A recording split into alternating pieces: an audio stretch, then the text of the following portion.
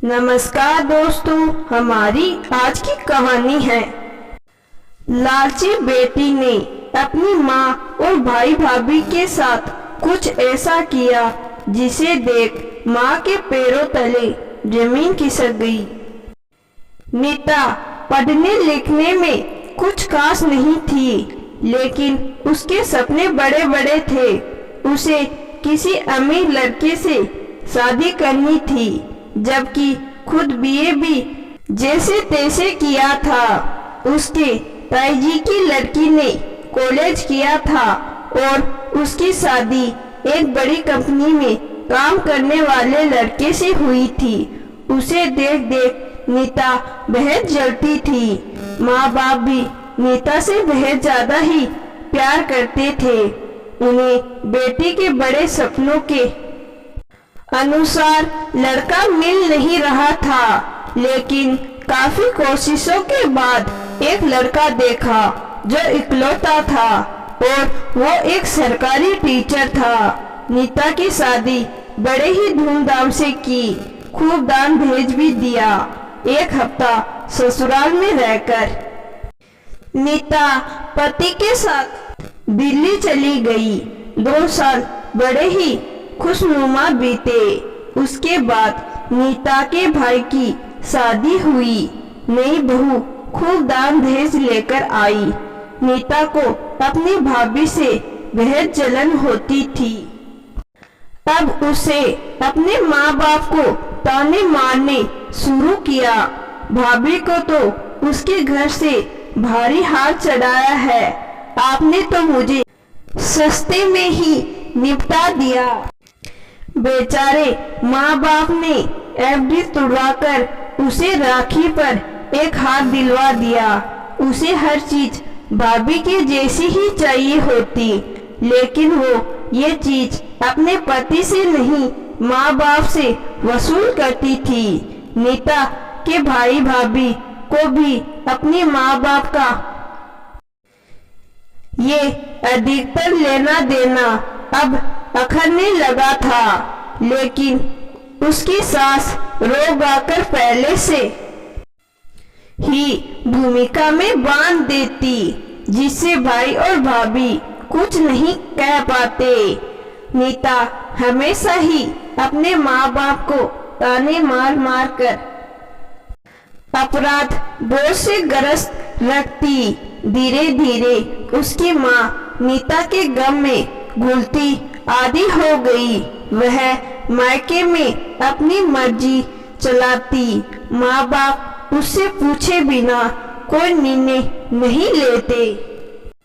इन सब बातों के कारण घर में बेहद कलेश होता। इन सब से तंग आकर एक दिन उसके भाई भाभी भी अलग हो गए, लेकिन वह फिर भी नहीं समझ रही थी। अपने पति पर उसका पूरा नियंत्रण तो था ही, उसे मायके में भी अपना एकाधिकार चाहिए था। माँ बाप ने उसे सोने से लाद दिया था, फिर भी उसे संतोष नहीं था। आए दिन माँ बाप के आगे दुखड़ा रोना उसकी दिनचर्या में शामिल था। अब उसके बूढ़े सास ससुर भी उसके साथ रहने आ गए थे। संपत्ति बेचकर जो पैसे मिले वो भी उन्होंने नीता और उसके पति को दे दिए थे। उस समय तो पैसों के लालच में नीता ने उन्हें खुशी खुशी रख लिया था, पर एक ही साल में उसे वे लोग अखरने लगे थे। यहाँ भी वह अपनी तुलना अपनी भाभी से करती थी कि वो तो बिना सास ससुर के मजे में रह रही है और मैं यहाँ घुट रही हूँ।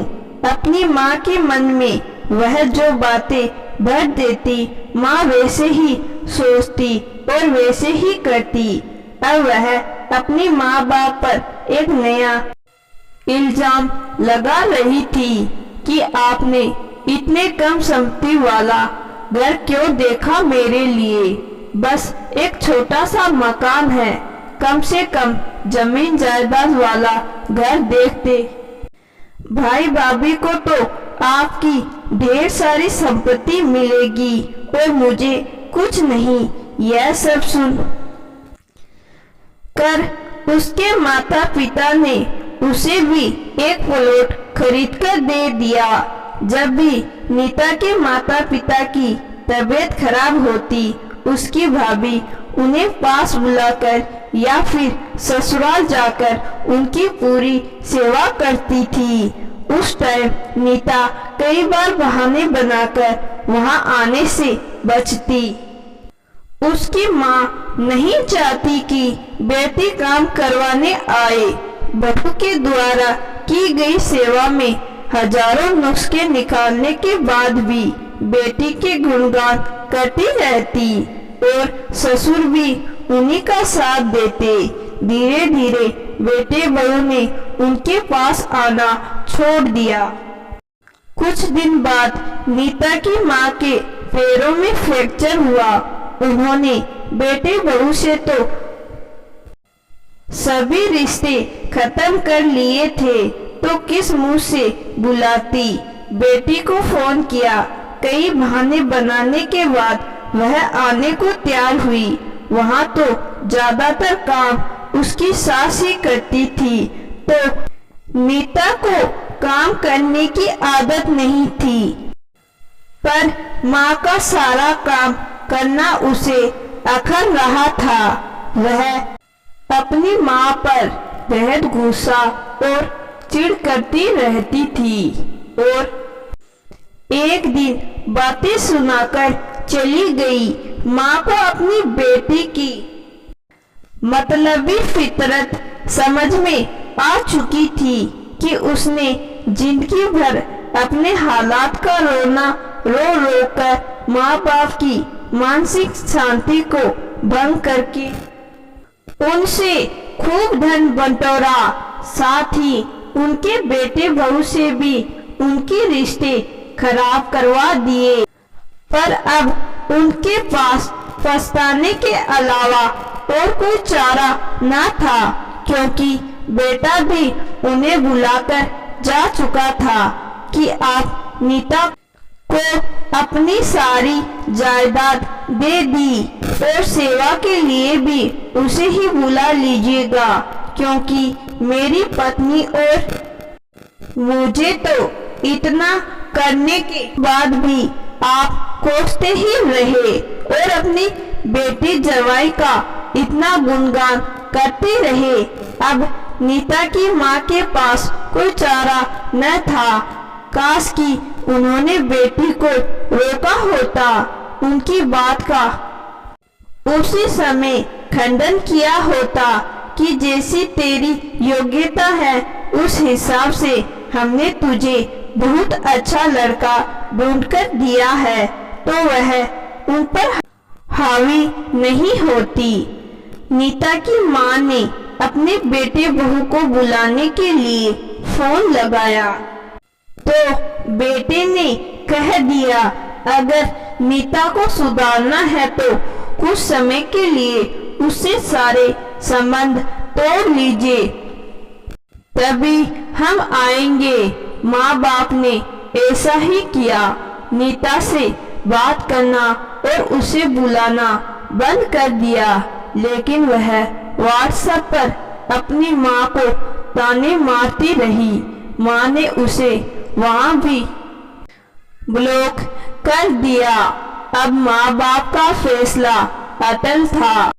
अब जब तक नीता सुधर नहीं जाती, वे उसे नहीं बुलाएंगे और अपने बेटी बहू के साथ सुखी जीवन व्यतीत करेंगे। दोस्तों, कई घरों में ऐसा देखा जाता है कि बेटे बहू से अधिक महत्व बेटियों को दिया जाता है। उनका अत्यधिक गुणगान किया जाता है और इस प्रकार कि बेटियां स्वार्थी बनकर अपने माता पिता से उनकी हैसियत ना होने पर भी कुछ न कुछ मांगती रहती है। इससे उनके माँ बाप और भाई भाभी के आपसी संबंध बेहद खराब हो जाते हैं। अगर आप साथ रहने वाले बेटे बहू को महत्व देंगे तो वह दिल से आपकी सेवा करेंगे। तो दोस्तों, आज की कहानी आपको जरूर पसंद आई होगी। कहानी पसंद आई है तो कहानी को लाइक और चैनल को सब्सक्राइब जरूर करिएगा। धन्यवाद।